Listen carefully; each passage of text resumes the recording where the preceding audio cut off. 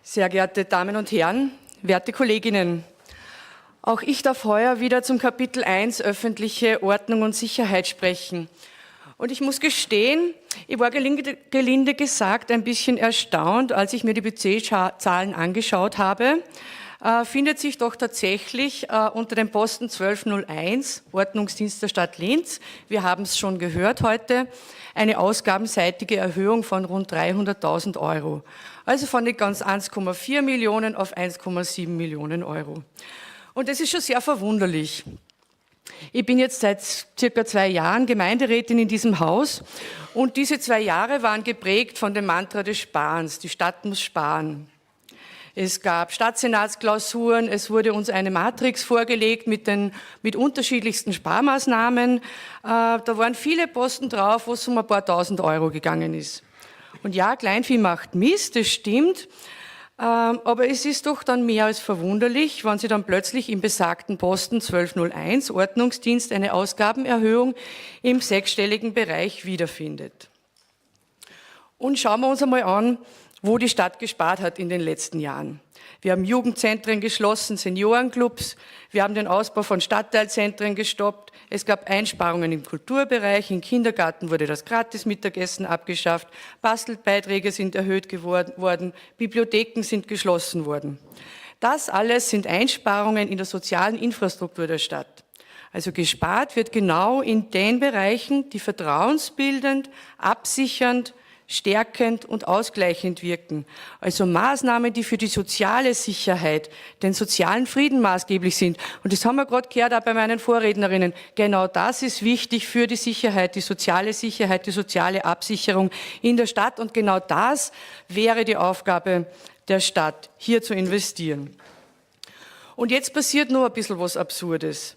Man ist jetzt draufgekommen, dass Sozialarbeit möglicherweise doch ganz gut wäre. Also nochmal in Erinnerung, wir haben gerade eingespart bei der sozialen Infrastruktur. Und in der Diskussion, die da jetzt geführt wird, geht es auch nicht darum, Vereine, die spezialisiert sind in der Sozialarbeit, mit den notwendigen Aufgaben zu betrauen. Nein, wir bauen das in den Ordnungsdienst ein. Das ist schon ein bisschen absurd und es gibt für mich eigentlich nur 3 Erklärungsmöglichkeiten, warum man das macht. Also das erste ist, man hat vielleicht nicht verstanden, wie Sozialarbeit funktioniert. Bei Sozialarbeit geht es nämlich darum, Vertrauen aufzubauen zu den Klientinnen. Und das kann nicht funktionieren, wenn die Personen gleichzeitig die sind, die die Aufgaben haben, dass die Menschen von Plätzen verweisen, dass sie Strafen ausstellen, beziehungsweise Delikte gegebenenfalls der Polizei melden. Das geht sich irgendwie nicht aus mit Vertrauen aufbauen. Dann gibt es die zweite Möglichkeit, man will dem Ordnungsdienst ein soziales Marschall geben. Also man weiß zwar, dass diese Maßnahme nicht ganz sinnvoll ist, aber es macht sie gut und darum tut man es. Da kommt man auch schon zur dritten Möglichkeit. Es ist ein schönes Argument, um den Ordnungsdienst weiter auszubauen. Das geht sich für uns alles nicht aus und da sind wir auch vehement dagegen. Der Ausbau der Sozialarbeit ist richtig und wichtig, aber dort, wo es hingehört. Und das heißt, diese budgetierten Mehrausgaben können wir gleich nehmen und im Sozialbereich für sinnvolle Maßnahmen rüberschieben und dort investieren.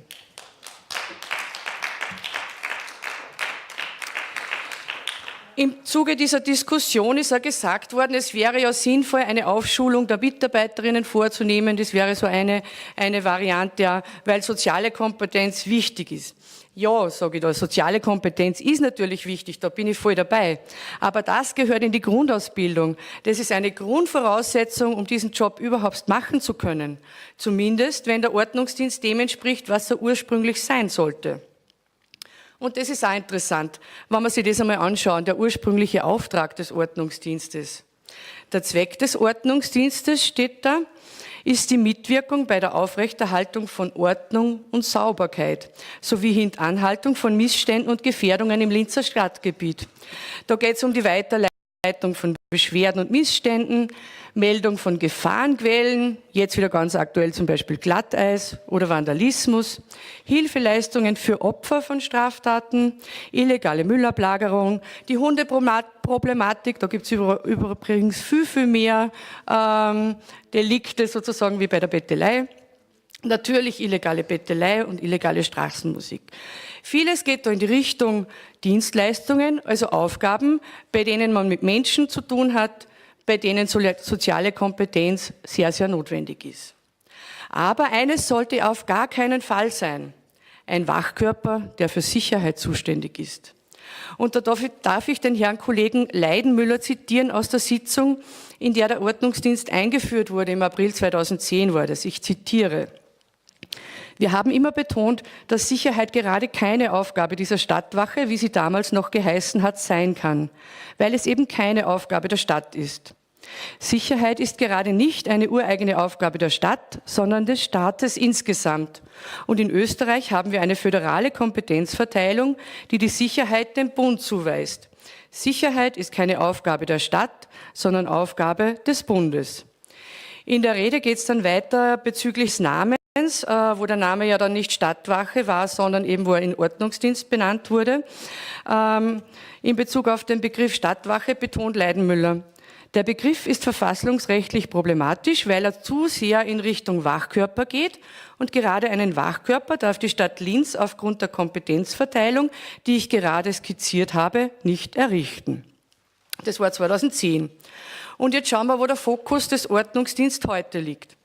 Der Ordnungsdienst als Organ, der für Sicherheit sorgt, als Organ, der überwacht, mittlerweile auch in Zivil, als Organ, der kontrolliert, als Organ, das Problemgruppen von bestimmten Plätzen wegweist. Es deutet doch möglicherweise einiges darauf hin, dass sich der Ordnungsdienst in eine etwas andere Richtung entwickelt hat, als ursprünglich geplant. Und jetzt kommt noch was dazu, sozusagen das Tüpfelchen auf dem i. Der Ordnungsdienst bekommt einen neuen Geschäftsführer. Dieser hat eine militärische Ausbildung absolviert, eine bestimmte Laufbahn beim Bundesheer gemacht, und das will ich jetzt gar nicht schlecht reden. Ja? Aber für diesen Job, für die ursprüngliche Ausrichtung des Ordnungsdienstes ist soziale Kompetenz wichtig, ist, wie auch in der Ausschreibung steht, unter anderem Problemlösungskompetenz und Konfliktmanagement wichtig. Und das, was da gemeint ist, unterscheidet sich möglicherweise schon ein bisschen vom Konfliktmanagement im militärischen Sinne. Die Besetzung würde ich also als weiteres Indiz deuten, dass es in eine Richtung geht, die die Mehrheit des Gemeinderats damals laut Protokoll eigentlich nicht wollte. Drum, wie der Kollege Leidenmüller ja völlig richtig feststellte, Sicherheit ist keine Aufgabe der Stadt, sondern eine Aufgabe des Bundes. Und es ist kein Beinbruch, denke ich mal, wenn mal einmal draufkommt, es hat nicht so geklappt, es ist in eine andere Richtung gegangen. Wichtig ist nur, dass man daraus lernt und dass man daraus Veränderungen macht. Und gerade in Zeiten, in denen das städtische Budget sehr knapp ist, in denen wir sparen müssen, ist es wichtig, die Aufgaben des Bundes soll man auch den Bund bezahlen lassen. Und ich denke mal, gerade jetzt ist vielleicht ein guter Zeitpunkt, da wieder in Verhandlungen zu treten mit der möglicherweise neuen Regierung. Unsere Aufgabe als Stadt ist es, in die soziale Sicherheit, die soziale Infrastruktur zu investieren. Und ich habe den Vorschlag auch letztes Jahr schon gemacht und werde ihn auch heuer wieder bringen. Seien wir mutig, lösen wir den Ordnungsdienst auf, stecken das Geld in die Stadtteilarbeit, in die Sozialarbeit, schaffen wir Ansprechpartnerinnen in den Stadtteilen, Menschen, die Mediatoren sind, die Problemlagen ausfindig machen, die Botschafterinnen sind für Respekt und Menschenwürde. Das ist die Aufgabe der Stadt, für den sozialen Frieden zu sorgen, für den sozialen Zusammenhalt zu sorgen. Dankeschön.